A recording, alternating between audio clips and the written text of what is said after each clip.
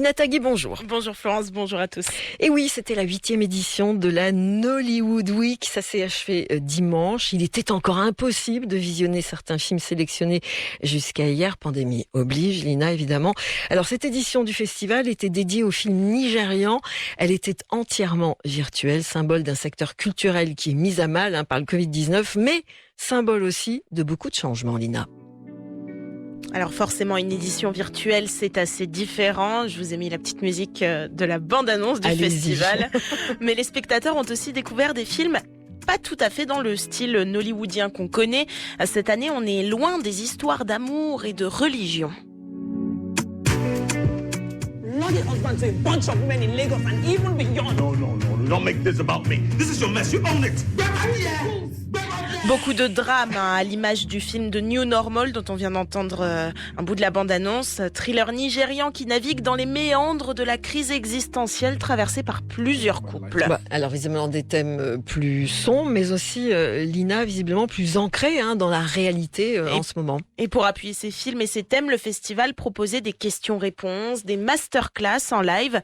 On parle de santé mentale, de la place de la femme dans la société ou encore de discrimination raciale avec Aïssa Maïga, par exemple, qui parlait de son documentaire Regard Noir en live pendant le festival.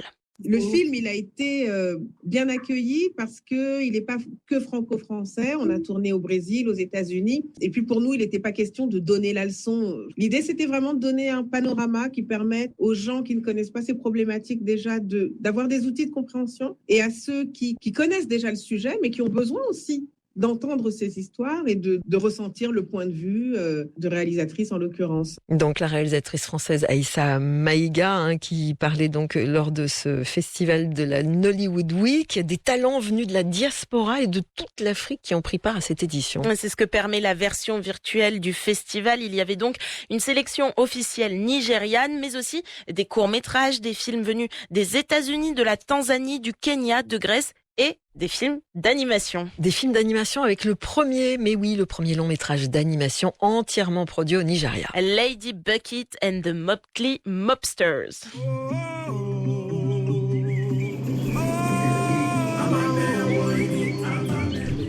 La rencontre entre une petite fille et un groupe de personnages insolites qui vont changer son destin. Pas mal de nouveautés donc pour cette édition virtuelle de la Nollywood Week et pour Séraphine Angoula, directrice communication et programmation chez Vivendi Africa. C'est parce que les goûts des publics évoluent. Je pense que notre public est en train de muter. Il adore les Avengers, il adore les Star Wars, c'est super. Sauf que il va commencer à muter et à être en demande de contenu qui vont un peu plus loin dans la réflexion, qui lui montre aussi un autre regard sur le monde. Et il faut qu'on soit, nous, en phase avec cette mutation qui va s'opérer. Et plus on voit des typologies de films différentes, et plus on aiguise son regard, et plus on a un regard plus ouvert. Et ça permet aussi de voir émerger des réalisateurs.